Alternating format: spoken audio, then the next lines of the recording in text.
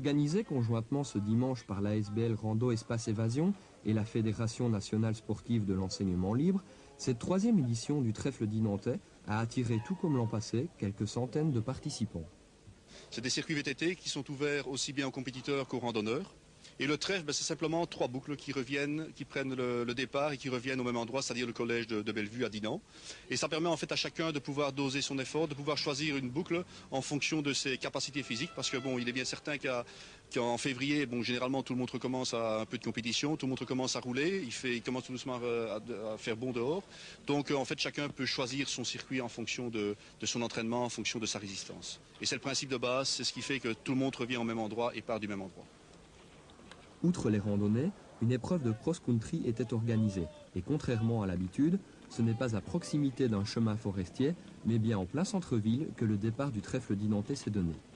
Environ 80 participants comptaient bien venir à bout d'un parcours qui s'annonçait rempli de sensations fortes. Les conditions climatiques que nous avons pour le moment, je pense que ça va être un beau circuit agréable puisque le terrain est assez bien resséché. Je vois que le nombre de participants est assez élevé pour une première et grâce à la collaboration de Dinan ici avec l'accès dans Dinan, c'est vraiment extraordinaire. Donc je pense que ça va faire une très belle course.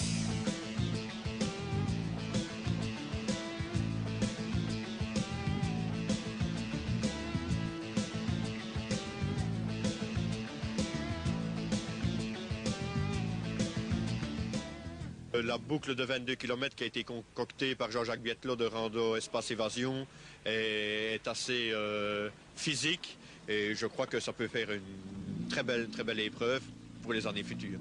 Et du bon spectacle. Du bon spectacle, il y a 2-3 endroits assez chauds, notamment la descente sur la montagne de la Croix, la descente du bois du Casino ou encore le coupe-feu qui donne dans le Froid de Vaux. Ce sont des différents coins qui risquent d'être très chauds, oui, très chauds.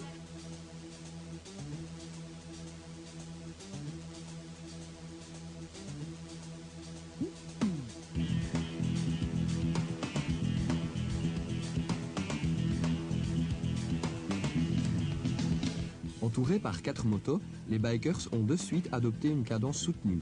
Le parcours alliait terrain mixte, passage technique et partie plus physique.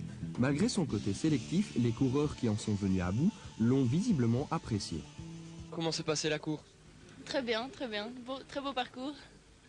Vous êtes bien amusé alors? Oui, je reviendrai.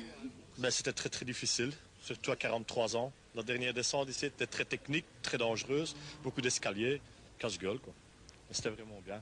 Un beau parcours alors? Ah magnifique. Ouais, très beau, assez technique, beaucoup de côtes. C'est un beau parcours. Ça valait le déplacement? Ouais, ça c'est sûr. Pour information, la victoire est revenue à David Ancard, qui a bouclé les 2 tours de 22 km en 2 heures, 6 minutes, 35 secondes.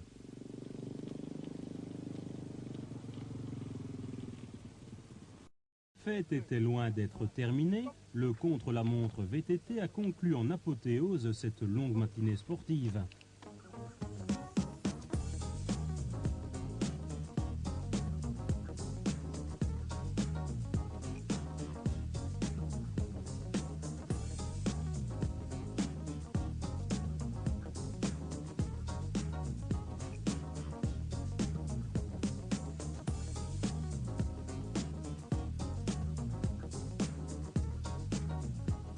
Nous avons eu la chance d'être acceptés par l'Arche Athlétisme de façon à promouvoir cette discipline, de façon à permettre aux sportifs qui en fait pratiquent des sports différents de se retrouver ici sur un parcours qui est unique.